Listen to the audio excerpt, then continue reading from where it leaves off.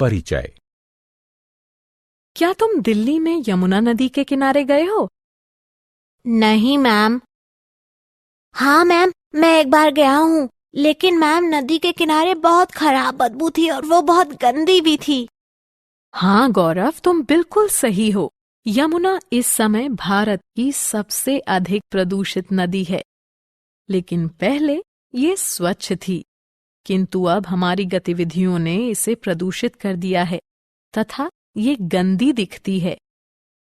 Ma'am, हम किस प्रकार इस नदी को प्रदूषित कर रहे हैं? हमारी बहुत सी गतिविधियां, जैसे प्लास्टिक के थैले फेंकना, कारों से होने वाला प्रदूषण, औद्योगिक कचरा डालना, इसकी स्वच्छता को क्षति पहुंचाते हैं। आओ, इन्हें और हमारे पर्यावरण पर इनके प्रभावों के बारे में विस्तार से जानें। उद्देश्य। इस पाठ के अंत में आप निम्न करने में सक्षम हो जाएंगे: पर्यावरण को परिभाषित करने और इसके सजीव और निर्जीव कारकों की सूची बनाना, परितंत्र की अवधारणा, उसके घटकों और जैव घटकों के समूहकरण की चर्चा करना, एक दूसरे के पोषक जीवों की श्रृंखला यानी आहार श्रृंखला और जाल बनाना, मानवीय गतिविधियां किस प्रकार हमारे पर्यावरण के लिए खतरा बन गई हैं, इनका वर्णन करना। पारितंत्र। पारितंत्र किसी क्षेत्र में सभी पौधों, जंतुओं तथा सूक्ष्म जीवों के साथ पर्यावरण के सभी अजैव भौतिक घटकों की अन्योन्य क्रिया से बना एक प्राकृतिक तंत्र होता है। पारितंत्र के अवयव। पारितंत्र निम्न 2 अवयवों से बनता है: जैव घटक, जिनमें सभी जीव सम्मिलित होते हैं। अजैव घटक में सम्मिलित हैं भौतिक कारक जैसे धूप, ताप, रासायनिक कारण जैसे खनिज पदार्थ, मृदा की नमी इत्यादि।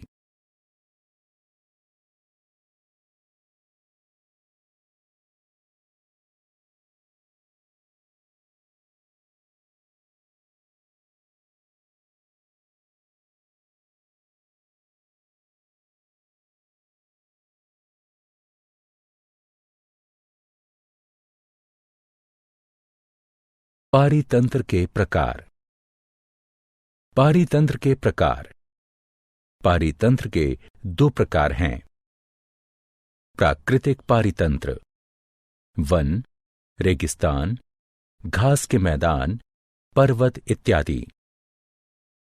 कृत्रिम पारितंत्र, पार्क, बगीचे, अनाज के खेत, चिड़ियाघर इत्यादि।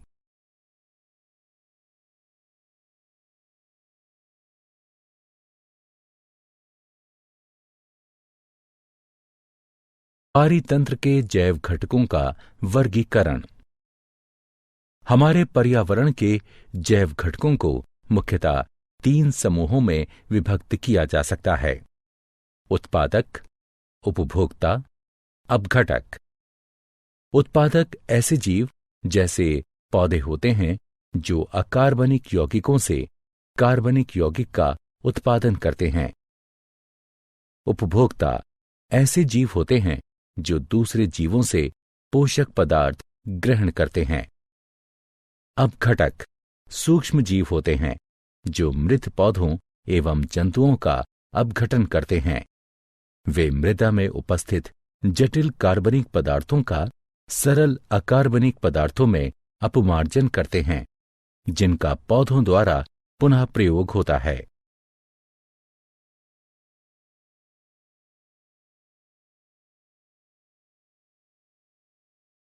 आहार श्रृंखला। आहार श्रृंखला पारिस्थितिकी समुदाय में उपस्थित जीवों की उत्तरोत्तर व्यवस्था होती है, जिसमें एक जीव से दूसरे जीव तक आहार ऊर्जा की श्रृंखला का निर्माण होता है। इस श्रृंखला का प्रत्येक जीव अपने नीचे के जीव पर आहार के लिए निर्भर होता है और बदले में उसके ऊपर का जीव उसे आहार बनाता है। आहार श्रृंखला का प्रारंभ उत्पादकों से होता है। उत्पादक प्राथमिक उपभोक्ताओं यानी शाकभक्षी का आहार बनते हैं।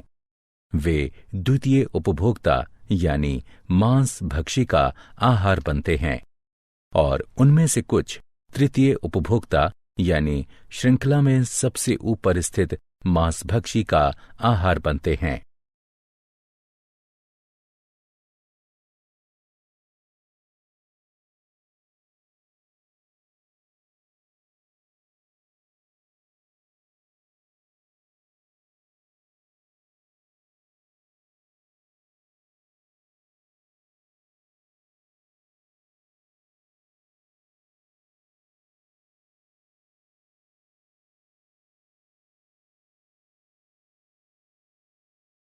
पोषी स्तर। आहार श्रृंखला का पोषी स्तर। आहार श्रृंखला का प्रत्येक चरण जिसमें आहार ऊर्जा का स्थानांतरण होता है उसे पोषी स्तर कहते हैं। प्रथम पोषी स्तर में उत्पादक होते हैं। द्वितीय पोषी स्तर में प्राथमिक उपभोक्ता होते हैं। तृतीय पोषी स्तर में द्वितीय उपभोक्ता होते हैं। चतुर्थ पोषी स्तर में तृतीय उपभोक्ता होते हैं। चूंकि प्रत्येक पोषी स्तर पर आहार ऊर्जा का स्थानांतरण कम होता जाता है, इसलिए पोषी स्तरों की संख्या सीमित होती है और 4 या 5 से ज्यादा नहीं होती।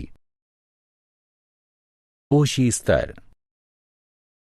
आहार श्रृंखला के पोषी स्तर में ऊर्जा का प्रवाह।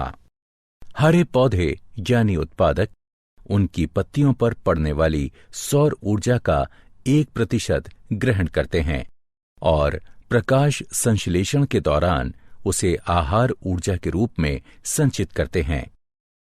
एक पोषी स्तर से दूसरे पोषी स्तर तक ऊर्जा के स्थानांतरण के दौरान 90% ऊर्जा का क्षय हो जाता है और केवल 10% ऊर्जा ही एक स्तर से अगले पोषी स्तर तक स्थानांतरित होती है। अतः प्रत्येक पोषी स्तर पर ऊर्जा के स्थानांतरण में 10% का ह्रास होता है। इसे ऊर्जा स्थानांतरण का 10% नियम कहते हैं। जैव आवर्धन।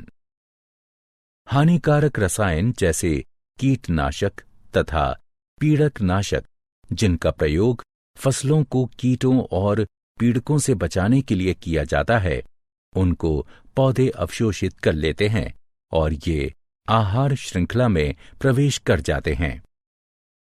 चूंकि ये रसायन अजैव निम्नीकृत है, यह प्रत्येक पोषी स्तर पर उत्तरोत्तर संग्रहित होते जाते हैं और इनकी मात्रा बढ़ती जाती है।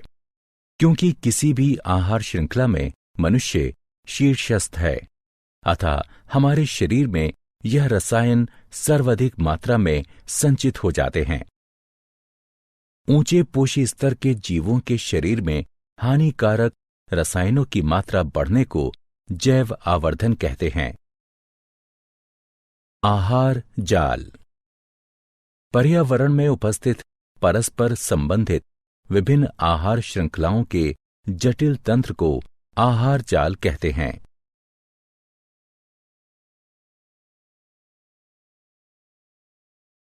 मनुष्य के क्रियाकलाप पर्यावरण को किस प्रकार प्रभावित करते हैं? मनुष्य के क्रियाकलाप बहुत से अपशिष्ट पदार्थों का उत्पादन करते हैं जो पर्यावरण में फेंक दिए जाते हैं। ये अपशिष्ट वायु, जल और मृदा को प्रदूषित कर देते हैं।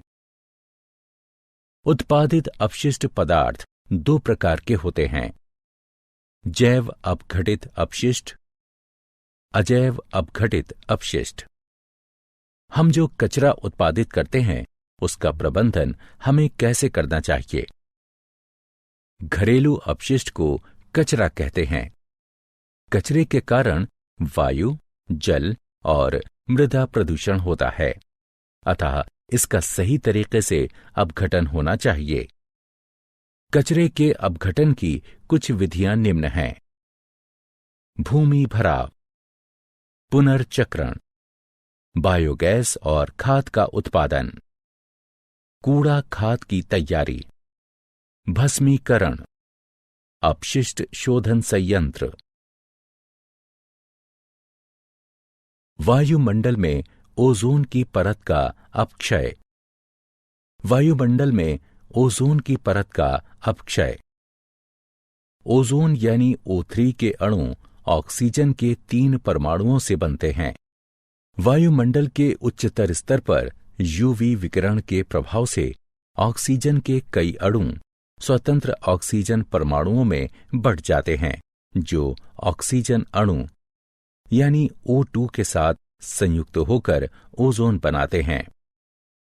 वायुमंडल के ऊपरी स्तर में उपस्थित ओजोन की परत सूर्य से आने वाले हानिकारक यूवी विकिरण से पृथ्वी की रक्षा करती है।